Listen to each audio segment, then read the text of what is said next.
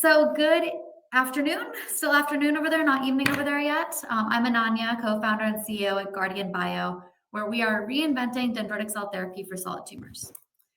So today I'm going to talk through the distinct challenges associated with solid tumors, and I'll tell you about our platform that is uniquely suited to address those challenges. I'll show you some data that validates that our platform works in vitro, including data with actual patient material. We'll talk about our first indication of ovarian cancer and end with a little bit about our fantastic team. So, solid tumors are a major unmet medical need. They represent 90% of cancer types. Essentially, anything that's not like a blood cancer is a solid tumor. Ovarian, breast, skin, lung, brain, all of it are solid tumors. Over 1.7 million patients diagnosed a year and billions of costs to the healthcare system. They're especially hard to treat. And even with some of the leading immunotherapies out there, response rates are stuck at an average of about 30%.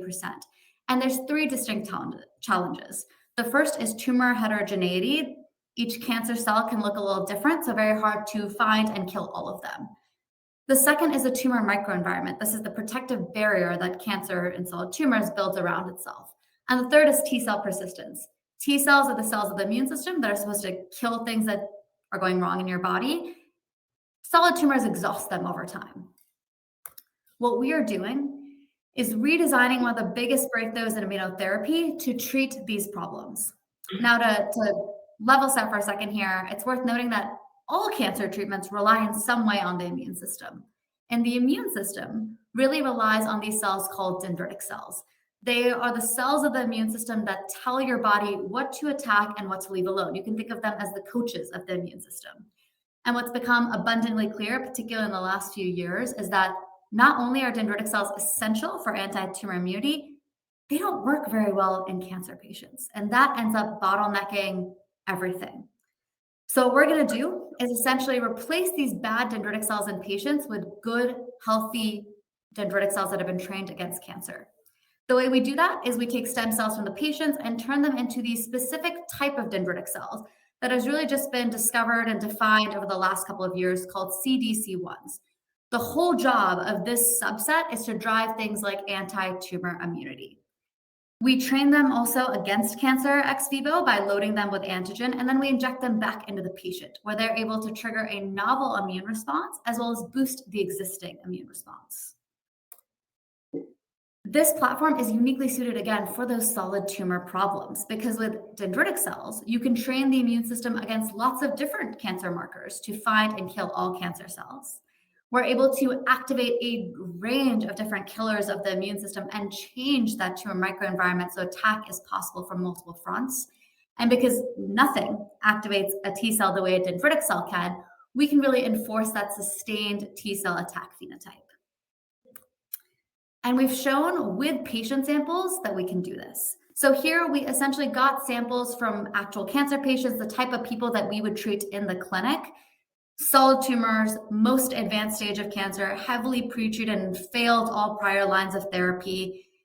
And the first thing we did here was look at their immune responses. So the green in this graph represents T cells against a particular cancer target, a particular cancer antigen. And you can see in the control, this actual cancer patient essentially didn't have an immune response against a marker that is extremely common with their cancer until we introduced our fully loaded product. And then there was an explosion of those cancer-specific T cells. That green bar represents an army of tumor killers created by our product. So the question to ask yourselves then is, okay, you created an army. Is it actually going to kill?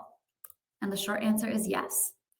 Patient T cells that have been trained by patient-derived GARD DCs are able to now exhibit strong killing activity of the patient's tumor, shown here in red, as well as a cell line that we're trying to represent in vitro as metastatic cells, shown here in blue. High levels of specific killing of those cancer cells. We are first movers in this developing area. The science that has enabled this has really just come into its own in the last few years.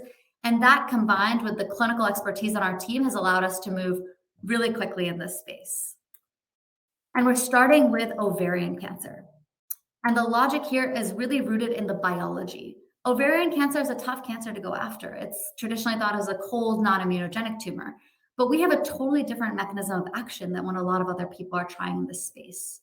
And we're addressing a real deficit in these patients' immune systems because as we've been able to examine these extremely rare cells in patients, turns out dendritic cells, particularly the CDC ones, are especially bad in ovarian patients. And when they're not, the patients are more likely to survive. And that's what we're going to give them: good, healthy, trained against cancer CDC ones. On top of that, it's an especially high unmet need. 90% of patients stop responding to chemotherapy, which is the frontline treatment. And it's a large market, almost 11,000 patients diagnosed a year, estimated about 2.6 billion. Where we go next with this platform is triple negative breast cancer and non-small cell lung cancer, really focusing on these cancers that tend to impact women more than men. We have a great team around us. I've spent basically my entire career in pharma biotech, studied biomedical engineering down at Duke, and then worked in the manufacturing and development side of this industry before getting a dual MBA and Master's in Engineering from Harvard and founding Guardian Bio while a Blavatnik Fellow at Harvard Business School. My co-founder and CSO, Ricky, is an immunologist by training. He spent the last couple of years as a postdoc focused in solid tumor immunity at UPenn before leaving that to join Guardian full-time. And our academic co-founder, the chair of our SAB, the person whose lab this technology comes out of, Carolina Paluca, is one of the original pioneers of dendritic cell therapy. She's published over 100 papers on it, run nearly a dozen clinical trials. She knows more about this space than the vast majority of people in the world. And we have great advisors: Lisa Cousins, previously the president of the American Association of Cancer Research, Max Krummel over at UCSF, Scott Antonia, who heads Duke's Cancer Institute, Tony Paul Reno, who was CSO at Kite when they got acquired by Gilead for $12 billion. And before that, he spent about 20 years at Amgen working on cancer INDs. But it really comes down to this. Dendritic cells are such a critical node in immunity, and we haven't really had the understanding of technology to take advantage of them until recently. And if we can undo this bottleneck, we change the way cancer is treated. And that is really our goal as a company. So we're Guardian Bio. We are about to launch our fundraise. Happy to tell you more about that, but the goal is to really start getting this to patients. And I'm happy to take any questions. I'm going to stop sharing so I can see you all again.